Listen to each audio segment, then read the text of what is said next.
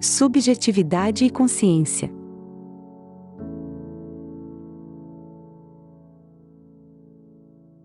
A experiência de estar consciente é subjetiva por padrão. Portanto, a subjetividade é muitas vezes entendida como a essência da consciência. Nosso senso de subjetividade é duplo. Primeiro, é epistemológico no sentido de que damos grande valor à experiência pessoal como um guia para substanciar crenças e argumentos. Em segundo lugar, a subjetividade tem um componente fenomenológico muito profundo.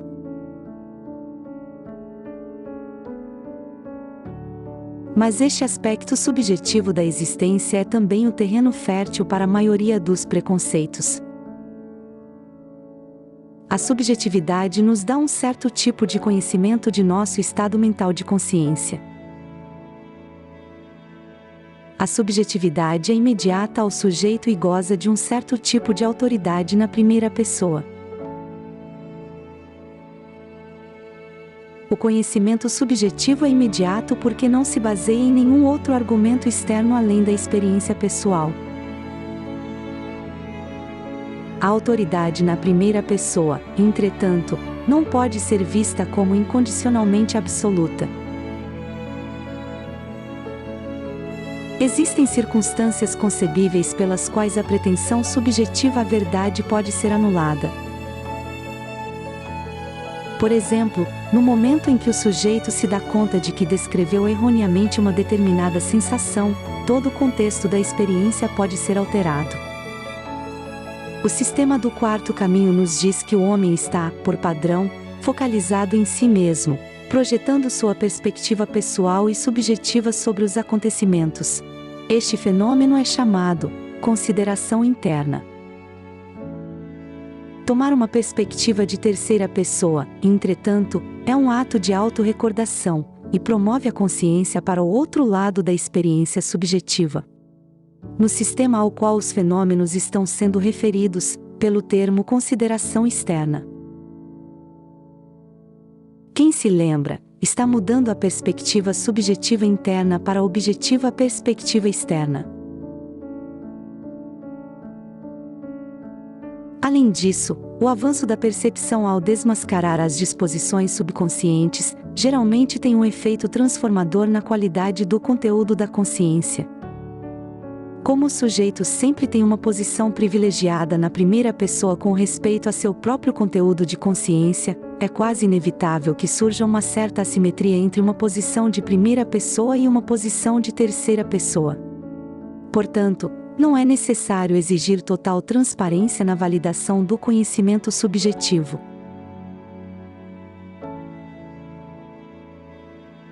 O conhecimento subjetivo goza de uma certa imunidade em relação a uma posição de terceira pessoa.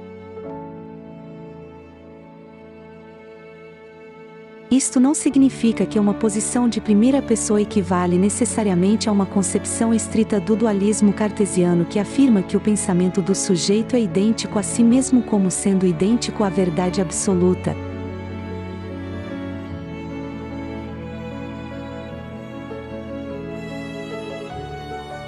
Alguns filósofos têm apontado que a subjetividade representa uma espécie de ponto de vista da consciência que pode ser associada à noção de epistemologia do ponto de vista ou perspeccionismo.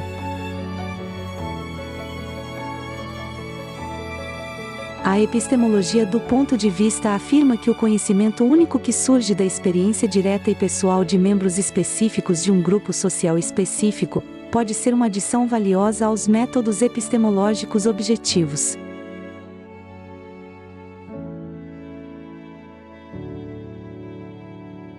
Apesar do fato de que a epistemologia do ponto de vista, parente da consciência do ponto de vista, é por padrão altamente subjetiva, ela não segue que estas vertentes dos métodos epistemológicos sejam inúteis, na busca de verdadeiras crenças justificadas. É evidente que houve uma mudança significativa na valorização do que é válido epistemologicamente. Esta mudança nos diz que o conhecimento objetivo não é mais o ideal mais alto de encontrar a verdade. Os estados mentais subjetivos conscientes que foram cuidadosamente refletidos, pelo pensamento de ordem superior, podem certamente ser uma adição muito valiosa ao exigir conhecimento.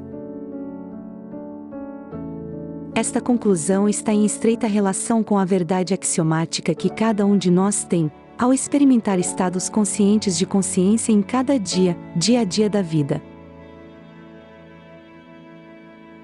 Em suma, a subjetividade não nos diz muito sobre a realidade objetiva.